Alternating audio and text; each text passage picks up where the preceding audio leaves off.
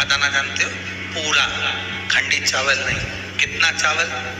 एक दाना चावल शंकर भगवान के शिवलिंग पर समर्पित करिए।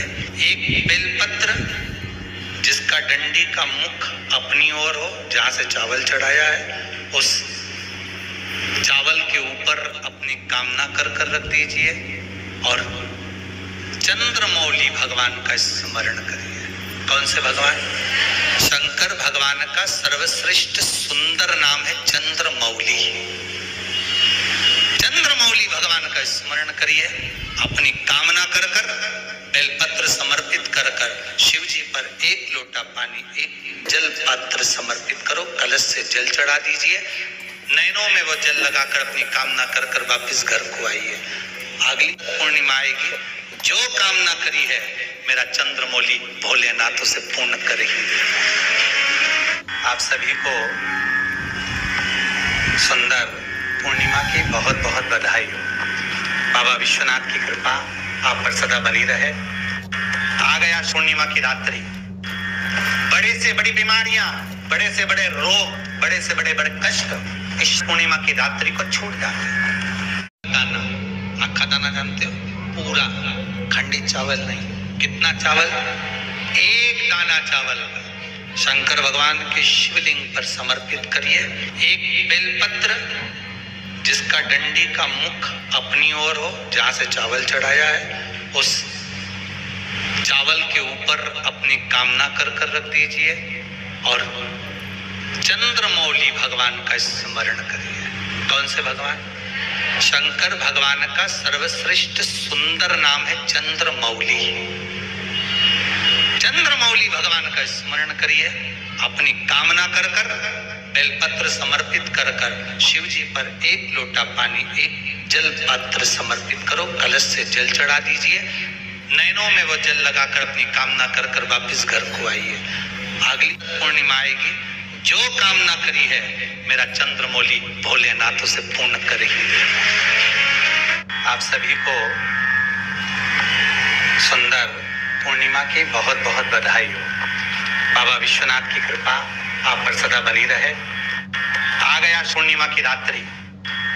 बड़े से बड़ी बीमारियां, बड़े से बड़े रोग, बड़े से बड़े बड़े कष्ट इस पूर्णिमा की रात्रि को छूट जाते हैं। दमे की बीमारी, श्वास की बीमारी, अनिद्रा की बीमारी, रात्रि को जगना, ये सारी बीमारियां पूर्णिमा की रात्रि को अगर व्यक्ति अपने जीवन को सुखमय बनाए, अपने जीवन को आनंदमय बनाए तो सब छूट सकता है। पूर्णिमा की रात्रि को पीपल के पत्ते 5 लेकर उसके ऊपर खीर डालकर रात्रि को खा लेने से महाराज दमे की बीमारी, श्वास की बीमारी रुक जाती है। वो बीमारी बढ़ती नहीं है, उससे कष्ट नहीं होता। जिन बच्चों के नेत्र कमजोर होते हैं और रोशनी कमजोर होती है, पूर्णिमा के दिन रात्रि को 12 बजे भगवान चंद्रदेव का दर्शन कराइए। 5 से 7 मिनट तक नयन मिलाए चंद्रदेव के साथ और बाद में एक पीपल के पत्ते पर खीर जो चंद्र के नीचे रखी हुई है उसी खीर को चटा दीजिए। फिर चंद्र का दर्शन कराओ, फिर खीर को चटा दीजिए। महाराज नयन की ज्योति बढ़ती है, नींद नहीं आती तो निंद्रा देवी प्रवेश करती है, निंद्रा अच्छी आती है, आनंदित हो। महाराज जिस व्यक्ति के शरीर में गांठ पड़ जाती हो, शरीर काला पड़ जाता हो, चट्टे पड़ जाते हो या दांत खाज खुजली हो जाता हो, उसके लिए भी पूर्णिमा की रात्रि को 12 बजे महाराज भगवान चंद्रदेव के लिए 21 दिए जलाए जाते हैं। उस 21 दिए की कालोज एक थाली में इकट्ठी करी जाती है।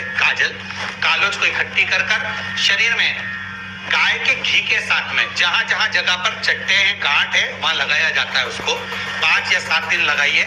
उसके बाद में रोज प्रतिदिन लगाने के आधे घंटे बाद स्नान कर लीजिए, आराम लगना प्रारंभ हो जाता है।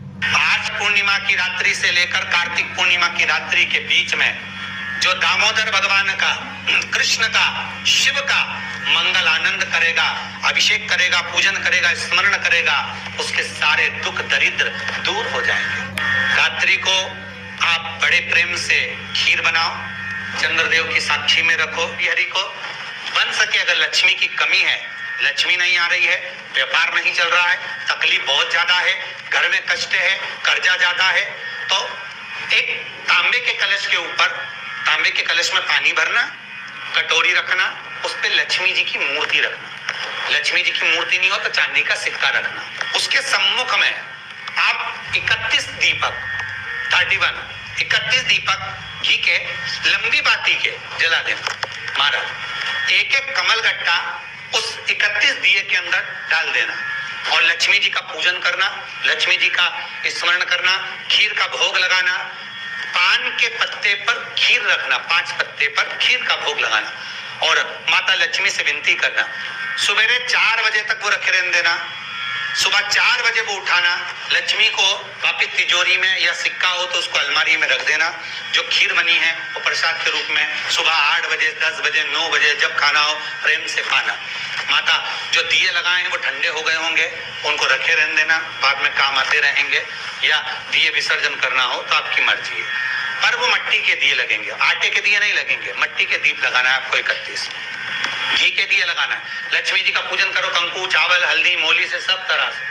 पूर्णिमा की रात्रि को सुख मिलेगा, आनंद मिलेगा, लक्ष्मी की वृद्धि होगी, कार्य सिद्धि होगी। दूसरा क्रम, पूर्णिमा के दिन आप शाम को प्रदोष काल के समय 4:30 बजे से 6 बजे के बीच में 1 लोटा पानी, उसमें 5 बेलपत्र रखकर, 1 कमलगट्टा डालकर भगवान चंद्रेश्वर महादेव के नाम से भगवान शंकर को चढ़ा दीजिए।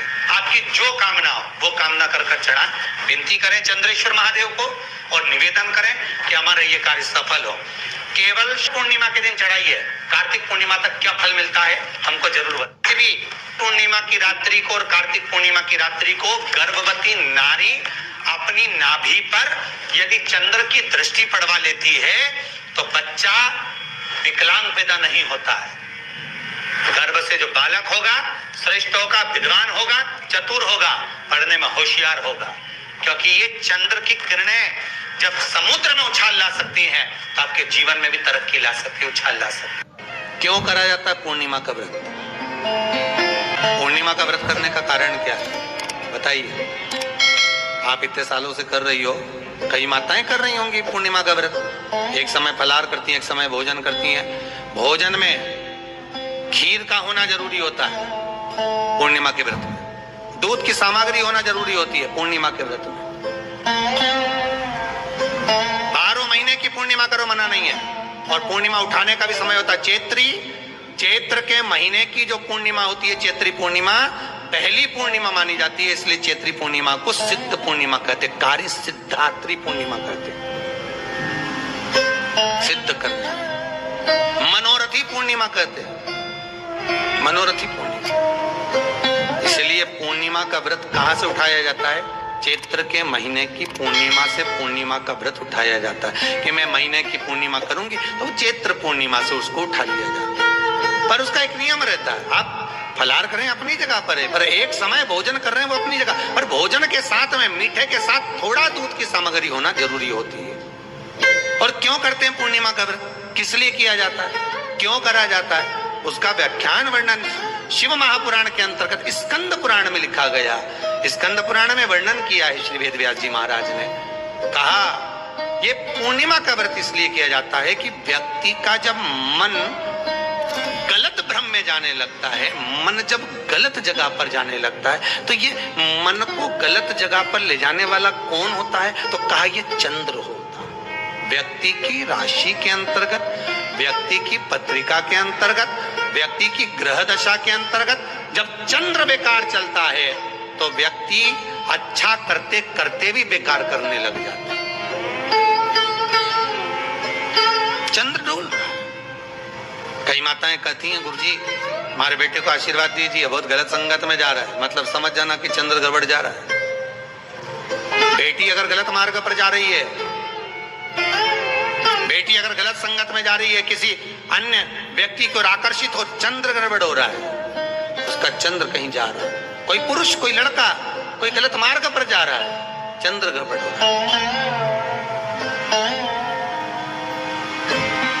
घर में जो क्लेश उत्पन्न होता है, घर में जो विवाद उत्पन्न होता है, उस विवाद को रोकने के लिए केवल चंद्र की ही, इसलिए तो पूर्णिमा घर की नारियां हमारे यहाँ हिंदू धर्म में यहाँ तक स्कंद पुराण में कह दिया कि प्रत्येक पुण्य आप लोग कभी आप लोगों ने सत्यनारायण जी की कथा करवाई है?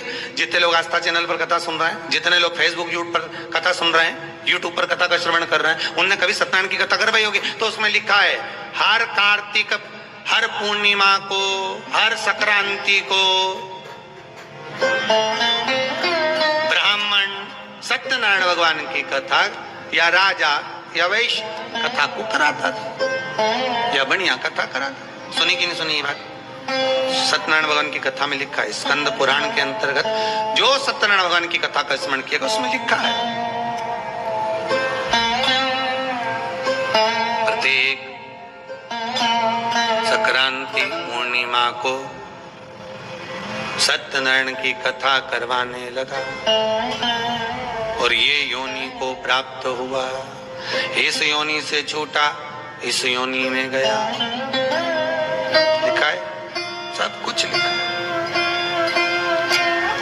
अब उत्ते से समझ जाओ कि पूर्णिमा को सत्यनारायण की कथा करने का बोला, तो पूर्णिमा को सत्यनारायण की कथा का क्यों बोला? वैसे तो रोज कराओ सत्यनारायण जी की कथा, प्रतिदिन कराओ, मना नहीं है। आप क्या कोई विशेष फंक्शन है आप सत्यनारायण जी की कथा करवा, पर पूर्णिमा संक्रांति को और संक्रांति को पूर्णिमा को सत्यनारायण की कथा का स्मरण क्यों करवाया गया? क्योंकि पूर्णिमा के दिन अगर ये भगवान का व्रत रख लेगी, पूर्णिमा के दिन अगर ये खीर का प्रसाद बना लेगी, थोड़ा सा दूध की कोई सामग्री बना लेगी और भगवान को भोग लगा देगी, भले सत्यनारायण भगवान के भाव से बनाए, भले सत्यनारायण जी के निमित्तार्थ बना, पर अगर इसने सत्यनारायण भगवान के निमित्त से बना, पर पूर्णिमा के दिन अगर ये व्रत रखेगी, उपवास रखेगी या कोई सामग्री बनाकर भगवान की पूजन कर लेगी, तो इसके घर में जो अशांति है वो शांति में बदल जाएगी। इसलिए कई घरों में आज भी सत्यनारायण भगवान की पूजन हर पूर्णिमा को करती है। माता किताब लेके बैठ जाती है, तुरंत उन्हें ऑफिस जाना, कहीं काम पे जाना, और तुरंत उसने जल्दी कलश रखा, कलश नहीं भी रखे तो भगवान की पूजन कर कुरा के ब्राह्मण देवता को बुला लेगी, ब्राह्मण नहीं आएंगे तो खुद कर लेगी, पर करती जरूर है। इतना सा आटा सेक लेगी, पंजेरी बनाई, सीरा बनाई, मिठाई रख दो, कुछ भी करेगी पर सत्यनारायण की कथा कर लेगी। उसका मन लग गया उसमें, मतलब पूर्णिमा को करना है। उसको करने से क्या होता है? शांति रहती, शीतलता रहती। जिसके घर में हर महीने की पूर्णिमा को खीर बनती हो, ध्यान दीजिएगा, बहुत सुंदर संवाद चल रहा है, बहुत ध्यान देने वाली बात है। प्रत्येक महीने की पूर्णिमा को जिसके घर में दूध की सामग्री बनती हो, दूध की सामग्री तैयार होती हो, खीर प्रसाद तैयार होता हो, उसके घर में कभी क्लेश नहीं हो सकता। चाहे सास बहू एक दूसरे के सामने वो कहे ना, वो सांप और नेवले की लड़ाई क्यों ना हो, फिर भी शांति हो जाती है। पर प्रत्येक महीने की पूर्णिमा होना चाहिए। ये नहीं कि तुमने एक महीने की पूर्णिमा पे बना लिया और दूसरे महीने की पूर्णिमा को गायब कर दिया। फिर किसी ने कह दिया आज चूरमा तो बन रहा है, दाल बाटी तो बन रही है चूरमे के साथ में, लड्डू बन रहे हैं, तो काहे को खीर बना रही हो? तो तुमने अब वो खीर प्रसाद। महापुराण की कथा कहती है, महाराज पूर्णिमा का जो चंद्र है वो विशाल का है, और उस चंद्र की पूर्णता में हमारी अभिलाषाएं भी पूर्ण हो। आप आस्था चैनल के माध्यम से जितने लोग कथा सुन रहे हैं, फेसबुक यूट्यूब पर जितने कथा सुन रहे हैं, और कुबेरेश्वर धाम में जितने कथा सुन रहे हैं, आप में से कितने लोग हैं जो पूर्णिमा का व्रत करते हैं? जो माताएं करती हो जरा हाथ उठाइए। पूर्णिमा का व्रत जो करते हो ना आप लोग, रखिए।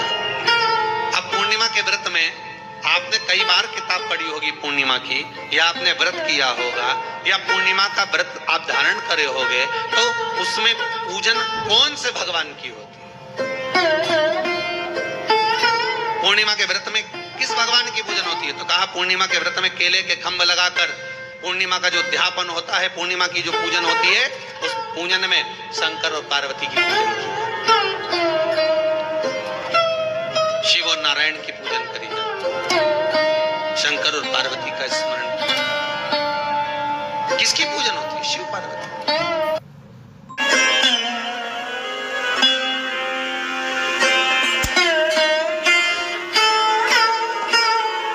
क्यों?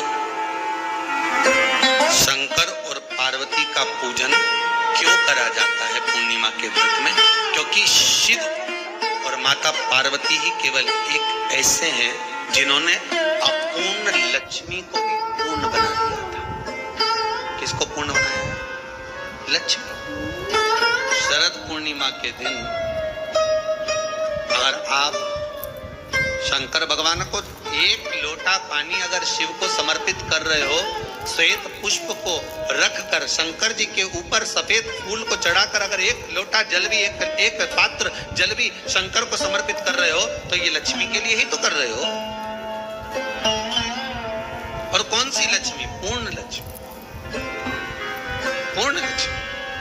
आपको पहले भी कथा में कहा, एक बार भगवान विष्णु के सामने लक्ष्मी मैया ने बहुत तेज स्वर में कह दिया था, नारायण, दुनिया के लोग आपका नाम जपते हैं, दुनिया के लोग नारायण नारायण कहते हैं, दुनिया के लोग आपका भजन करते हैं, पर सत्य मायने में कहूं ना तो मेरे बिना दुनिया के लोगों की नहीं चल सकती। मेरे बिना दुनिया नहीं चल सकती, संसार मेरे बिना नहीं चल सकता। भगवान विष्णु ने कहा, ये तो गलत है लक्ष्मी आपका कहना। एक दिन लक्ष्मी को अहंकार आ गया, अहंकार के संबोधन जब माता लक्ष्मी करने लगी तो भगवान उसी समय पर भगवान विष्णु को क्रोध आ गया और भगवान विष्णु ने कह दिया, लक्ष्मी तो इतनी बड़ी बड़ी बात कहती है कि तेरे बिना नहीं रह सकती संसार। मैं तुझे कहता हूं लक्ष्मी, तू अपूर्ण है। तू अपूर्ण है, तू पूर्ण कब हो गई?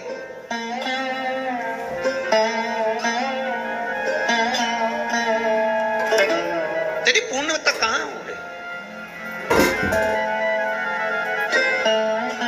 लक्ष्मी की आंख से आंसू बहने लगे। आज आपने मुझे अपूर्ण कहा, आपको मालूम है आप मुझे अपूर्ण कर रहे हो? आपको ये ज्ञात हो रहा है आप मुझे अपूर्ण कर रहे हो? भगवान कहते हैं, हाँ लक्ष्मी, मैंने तुझे अपूर्ण कहा। अपूर्णता का मतलब आप जानते हो ना? भगवान कहते हैं, लक्ष्मी मैं सब जानता हूं। लक्ष्मी रोती हुई माता सरस्वती के पास पहुंच गई। सरस्वती ने पूछा, क्या बात है लक्ष्मी, क्यों रो रही हो? लक्ष्मी जी ने कहा, क्या बताऊं सखी, मेरे पति ने आज मुझे अपूर्ण कर दिया।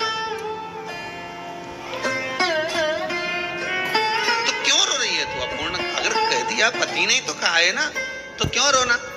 चल मेरे साथ। और सरस्वती मैया माता लक्ष्मी को लेकर सीधे पहुंच गई माता पार्वती के यहाँ जब पहुंची, माता पार्वती ने लक्ष्मी जी को देखा और सरस्वती को देखा तो पूछा कि बात क्या है, क्या हो गया ऐसा, क्या हुआ, क्या है ऐसा जो तुम दोनों आज मेरे पास में आई? क्या हुआ?